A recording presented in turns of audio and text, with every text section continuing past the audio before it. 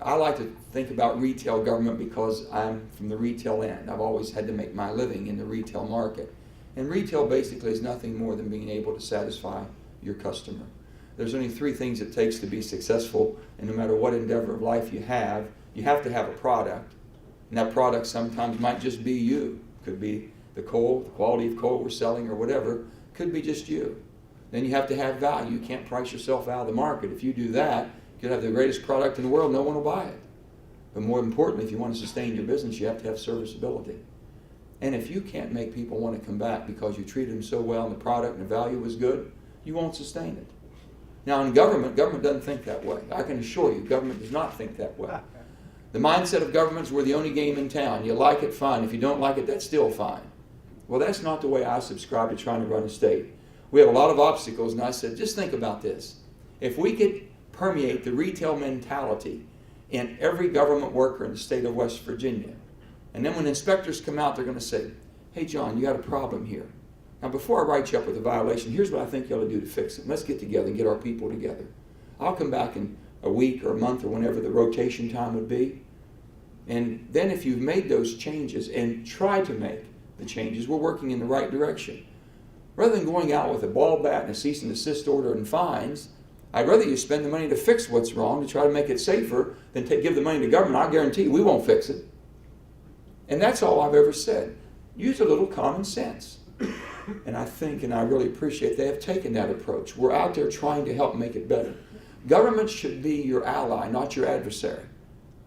We shouldn't be, and you look upon us as, oh my goodness. And I've told people, I asked them, when's the last time you dealt with the tax department? And when you got done with it, what a great experience. I can't wait to share that with the family. It just doesn't happen because you don't expect it to happen. Think what an edge it gives the state of West Virginia when people come here from all over, and you all represent many areas of this country, and you're treated at such a high level, the same as you would be treated as a preferred customer. You know what will happen? You can't wait to spread the good news. That showed that he is the one that can bring the other coal states' governors together to be a force in Washington and to ensure that we do have a real energy program with achievable standards. He showed that clearly at Stonewall last month. And it was a great speech last night, Governor. On a personal front, he's a father, a grandfather, an uncle to many. He's a boat captain, an airplane pilot, and he's married to the best First Lady that we've had in West Virginia for a long period of time.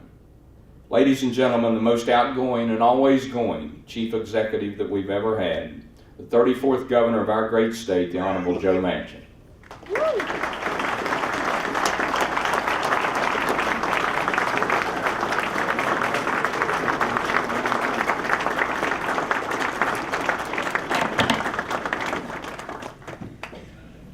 Next to Sharon, everything was absolutely correct. As Bill just mentioned about all the different graduates we have here, and one mountaineer, that's, to me, sound like the odds are just pretty much even. That's about all we need. Before I get started, I want to thank Bill and Chris and of course, Senator Rockefeller for being here, and all the Coal Association members and all of our coal miners and the people that do the heavy work and heavy lifting every day for this country. I also want to recognize some of our staff that we have with us today from the state. I have Stephanie Timmermeyer, our Secretary of DEP. Stephanie's here. We have Ron Wooten. I think you all know Ron. Ron's here with us. Ron? Back there. And also C.A. Phillips. C.A., where are you hiding? Right back there, C.A. Thank you. Aristotle said, we are what we repeatedly do. Excellence, then, is not an act but a habit. And it really is. Basically, doing something and doing it right, it becomes a habit. And that's what we in West Virginia try to do and do best. I have, as some people would call the bloody pulpit, I've been fortunate enough to be involved in some national organizations. Now being head of the DGA, which is Democrat Governors Association, there's 28 Democratic governors throughout the country, and most of them are in coal-producing, our largest coal-producing states. So it gives me a chance to really have a forum with them. being also chairman of the Southern Governors Association gives me a chance at having another forum, and also being chairman of the Southern States Energy Board with Ken Nemeth, who you'll hear from later, really gives me the expertise with their expertise and their research capabilities to be able to speak with authenticity and authority, basically, and knowing what we're talking about, not just speaking off the cuff. So it gives me a chance truly to take our story to the rest of the people of this country. In politics, we say, you better tell your story, because if you don't, surely someone will tell one against you. And in our West Virginia and our climate and our economy, we haven't done as well as we should over all the years of telling our story about our people and the resilience and what we do and do best. We're working very hard with the senator in Washington, continuing to be chopping away and letting people know who we are and how much we've been able to contribute to this great country of ours. And I get a chance in these different forms to be able to do the same. We can't settle for anything less than 0 fatalities. It's what we strive for. You cannot put a price on a human life, and there's not one of you all in the mine operations that I haven't spoken to that have always told me, no matter what the cost of a piece of equipment, the greatest value they have is the human value of the people that work. And I've been able to take that story and been able to balance this to where we put the human life above everything else we do in mining. With that, everyone has a responsibility, as Jim said. And working together, we can make mining as safe as humanly possible. And I think we're leading the nation and definitely the world in that. When you look at the things we've been able to do in a very short period of time, and I just spoke to AARP, and they said, divided we fall. Divided we fail, or we fall. Basically, the partisan politics that you see going on around the country, and I think the senator can speak to this much more clearly than I can. It seems like people just want to pick a fight for the sake of fighting, rather than just saying, okay, what can we agree on? Why can't we work and move the best qualities of human nature forward and help improve the quality of life of all humans? Why do we have to find something and say, well, that's mine and this is yours and we're not going to agree on this? And it continues to permeate. The National Governors Association, and I know when Senator Rockefeller was the governor, would say the same. We truly work as a bipartisan group. If I hear or see something in another state that's been working, I'll call that governor, being a Democrat or Republican. They don't hesitate to try to help me. They don't hesitate to offer, come to my state and I'll show you, or I'll send someone. And that's really what this country was made of, us finding the common solutions together to try to improve. And I think that hopefully with some of our leaders here, you're going to see some changes that maybe we can bring that civility back. But with that being said, we have done tremendously. In West Virginia, we came together one day in order to change. I know some people thought that we might have moved too quick or whatever, but basically what we were saying is that we needed to move and move quickly. And we've sent a message across the country that West Virginia was serious about safety and protecting its miners, and that we would do whatever it would take. Since then, rapid response accident reporting systems has been in place, hired additional mine inspectors, better equipment and training for rescue teams, cracked down on mine safety violators, strengthened mine seal requirements, additional education for fire bosses and foremen. We're doing everything that we possibly can to assist you. Now, what I tell Ron and CA every day, I said, and I tell Stephanie the same thing, there's different ways that government can work. I like to think about retail government because I'm from the retail end. I've always had to make my living in the retail market. And retail basically is nothing more than being able to satisfy your customer. There's only 3 things it takes to be successful, and no matter what endeavor of life you have to have a product.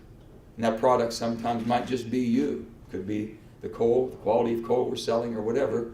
Could be just you. Then you have to have value. You can't price yourself out of the market. If you do that, you could have the greatest product in the world, no one will buy it. But more importantly, if you want to sustain your business, you have to have serviceability. And if you can't make people want to come back because you treated them so well and the product and the value was good, you won't sustain it. Now in government doesn't think that way. I can assure you, government does not think that way. The mindset of government is we're the only game in town. You like it, fine. If you don't like it, that's still fine. Well, that's not the way I subscribe to trying to run a state. We have a lot of obstacles, and I said, just think about this. If we could permeate the retail mentality in every government worker in the state of West Virginia, and then when inspectors come out, they're going to say, hey, John, you got a problem here. Now, before I write you up with a violation, here's what I think you ought to do to fix it. Let's get together and get our people together. I'll come back in a week or a month or whenever the rotation time would be. And then if you've made those changes and try to make the changes, we're working in the right direction. Rather than going out with a ball bat and a cease and desist order and fines, I'd rather you spend the money to fix what's wrong, to try to make it safer, than give the money to government. I guarantee you we won't fix it. And that's all I've ever said. Use a little common sense. And I think, and I really appreciate they have taken that approach. We're out there trying to help make it better. Government should be your ally, not your adversary. We shouldn't be, and you look upon us as, oh my goodness. And I've told people, I asked them, I said, when's the last time you dealt with the tax department? And when you got done with it, says, what a great experience. I can't wait to share that with the family. It just doesn't happen because you don't expect it to happen. Think what an edge it gives the state of West Virginia when people come here from all over, and you all represent many areas of this country, and you're treated at such a high level, the same as you would be treated as a preferred customer. You know what will happen? You can't wait to spread the good news. You can't wait to tell that and share it because it doesn't happen. It's such a rare experience. So you're just not going to believe. You're just not going to believe what I experienced in West Virginia, the way I was treated, the way people took care of me, helped me, really sincerely wanted me to do well. That's what we're trying to change. And you talk about a niche. That's a niche. That'll make a difference. So we keep finding better ways to use coal. One thing I've said, the senator's been briefed, I've been briefed, we've all been briefed on energy. Jim just talked about it. They can talk all they want to. There is not a replacement for coal. There might be 30 or 50 or 100 years from now. There's not today. With that being said, and I've spoken all the way to the President of the United States, all the way to his advisory and his people, and all the way down to the FERC commissioners and everybody. I said, this little state of West Virginia and all the coal-producing states, at our forum, we had 11. The 11 states that represent, I had 4 governors of the most 4 productive states of coal in the nation. There was myself there with Steve Beshear, the new governor of Kentucky. We had the governor of Wyoming, Dave Friedenthal, and we had Governor Schweitzer from Montana. We had 7 of the top policy advisors of energy of 7 of the other producing. Those 11 states represented over 51% of the energy produced for the nation. 11 states. And what we've talked about, and I've told him, I said, the states that have produced this energy over all these years, this nation has benefited from the energy we've produced. We all have. We've fought wars, we've kept freedom, and we've been able to build an economy unlike any other. With that being said, now they seem to be, okay, this is what it's going to cost for this new technology. And with that, we want you to do it within the confines of your rate base. That means the people who are paying the bills. I said, Mr. President, we can't do that. There's no way in the world you can expect the ratepayers in West Virginia or any other utility to pay for all the technology, sequestering and everything else. It has to have a national policy. The nation has absolutely prospered from what we've been able to produce and all the hard work, all the sacrifice, the tragedies that we've endured. And all we're asking for is to have a national policy that allows us to use the latest and greatest technology to be able to use coal in a different form. And we're continuing to push that. I can tell you by myself, we won't accomplish it. 11 of us speaking off the same piece of paper, something will happen. And that's what we're doing, Democrats and Republicans alike. We're moving on to Washington to give the senator the support that they need, and our Senator Rockefeller leading the charge here, getting us before the committees that we can start giving this message out.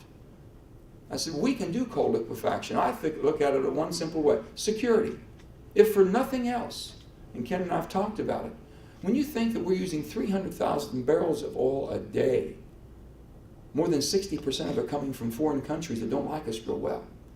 Someone come to me one time, he says, and this was someone pretty hot in the military, he says, how do you expect us to win this war when we're funding both sides of it? Think about it. How in the world do you expect us to win and you're paying both sides? We have to change. If you want to be in control of your own destiny, change. And energy is the one that's going to bring this country to its knees. So we can very logically, we worked on this, and Ken and I and his researchers, by 2030, this nation can be truly independent of foreign oil.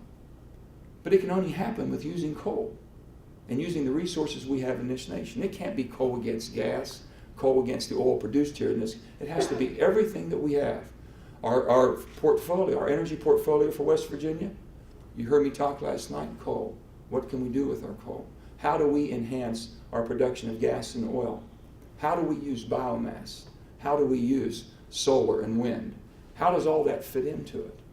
As we do surface mining, if we want to do and we proceed along those lines and we do the surface mining, then can we give, and somehow looking at the laws that we have to deal with on a federal and our state laws, a preferential, if you will, an expedited movement towards the permitting of that, if that land's put back in a renewable resource. Do you want to put a wind farm? Put a wind farm. You want to put a solar farm? Put a solar farm. You want to grow switchgrass on that so we can have a renewable resource for biomass and biofuels? Then do it. But let's do something that we're making it productive. That's what we're looking at now differently. And we asked all people to come to the forefront to try to help us with that in the post-mine land use and things that we think that can be done and done much better than what we've been doing in the past. We talk of the greening of coal, and we know that we can. We know that we can be using it much better. We've been working with AEP. I think a lot of you know we've had a great discussion in working with AEP basically on a coal liquefaction or coal to synthetic natural gas, if you will, and looking with their new 600 megawatt coal gasification plant.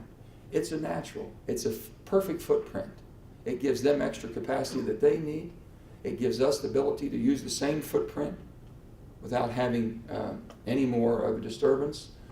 It has the ability of giving us clean coal products. It gives us basically the clean carbon stream off of it. We can also pour metals off too. Much, much more environmentally enhancing than anything that's been done to date. And the cost is just absolutely exorbitant. When Mike Morse first talked to me, I think the 600 megawatt plant was $1.2 billion. Now he's well over $2 billion as far as the anticipated cost, and it continues to. I've been to China. I've been on the foreign trips with Senator Rockefeller here in Japan, and we've had tremendous results from the trip. Of course, he opens many doors, as you can imagine, but he opens the door, and it's up to us to make sure that we follow through, and we've been working great as a team together, and it works well. In China, I was in China, and I've been from Shanghai all the way up to Shanxi province and then to Beijing, and talking to the coal people, and I said, this is what I told them in China. I said, let me think about it. I said, whatever you do in China to control your pollution, no one's going to believe you're for real. No one's going to believe you're serious about it. Now, I'm speaking to some of the top Chinese officials in the Communist Party. I says, why don't you think about partnering up, and let's take West Virginia. Why don't you think about partnering up with a company in West Virginia about truly investing your money with the latest and greatest of technology so that the rest of the world can see that you're serious about cleaning up the environment, using coal in a much more productive and cleaner and greener way. I says, then they'll take you serious. And I said, we'd like to work with you on mine safety. We'd like to have this exchange, and we've started this dialogue now. We're trying everything that we can to bring this world together, and it'll all start right here from West Virginia. And I can only say that it's truly been a humbling experience in the position I have right now, and working with so many great people around the state, so many people that care. And sometimes we get a bad rap, and I tell people that I have worked with people who truly have put the quality of life first, have tried to improve the quality of life, diversify our economy, make sure we're able to pay our bills, make sure we're getting our house in order. We've done all that. Make sure that people have opportunities, make sure we diversify our economy, and we're doing that too. I just see so many opportunities for our state. It gives me a chance to tell people how good we are. And I do that every day. I get a chance to brag on West Virginia and the people of West Virginia. I told Billy Stewart, I told the team, I got a chance to talk to him after the fiasco of West Virginia, when we lost the pit game, and never has there ever been an opportunity to play for a national championship that's been handed to us in such an opportunist way, and we didn't take advantage of that opportunity. Those things happen, I understand that. Then on top of that, things unfolded that was pretty difficult. As a player, when I was recruited to WVU, I went through a coaching change, so it's very difficult. The players really feel lost, and you're just kind of in limbo, man, trying to find your way and just survive until you get a new captain to the ship. So I kind of knew a little bit what the boys were going through, and I'm thinking, I need to get up there. So I was up in northern West Virginia one day, and I stopped by It must have been 2 or 3 days after Rich had left. And Billy was, Coach Billy Stewart was the assistant head coach and interim coach at that time. We were talking. They were in the practice facility, and he said, "Joe, you want to say something?" I said, "Yeah, I would like to say something." And I'm looking, thinking, what can I say to these boys to let them know? And I said, "I'm here, first of all, let you know this entire state supports you. We're proud of you. You've given us more exposure in 1 year than we've had any time in the history of our state. You've been able to show the best and the brightest of West Virginia, and we appreciate that." Now I tell you, I said, my father always told me the best steel in the world comes out of the hottest fires. And boys, we're going to have to find out how good this West Virginia steel is. That's all I can tell you. I think it's pretty good. There's other people that might doubt you. It's only you, in a very short period of your life, is going to have a chance to define yourself like no other person. And you're just going to have to find out what you have inside of you and what you're made of. I've said most of these kids are not from West Virginia. And I says, don't you worry about making me proud. You made me proud when you decided to come here. You make yourself proud now. And that's about all I said to him. Got him, let him know that we're behind him. And out the other, I'll never forget, out to Tempe, I went out to the game, and so it was about 2 days before I went to the practice, and I was standing there talking. I says, "How good is this West Virginia steel?" And I could tell right then Oklahoma was in trouble. I knew right then that we were going to play a heck of a game. Well, the rest is history, as you know now. But it's just something special about our state, the way we come together, and the way you help us. And Cole's always been a leader there. You've always contributed in so many ways, and helping through education, through the research. Now, and I want you all to know, we have made, as a state of West Virginia, a major commitment. The announcement I made last night for the Bucks for Jobs puts $50 million. $35 million will go into WVU, $15 million goes into Marshall for these research institutions, and we are making them step to the plate. I'm hoping that you all, they have to share dollar for dollar. This is one-time money. It's an endowment. We use the spin-off of that to try to create new research, new chairs, bringing the best and greatest of technology, the professors, the entrepreneurial spirit, and then be able to diversify our economy. So I think that we've made a commitment, and we've pretty much put the gauntlet down of what we think we can do and what we're going to do in West Virginia. So I just want to say thank you for giving me the opportunity to serve you. Thank you for allowing me to be able to brag on you and tell people how good you are. Thanks.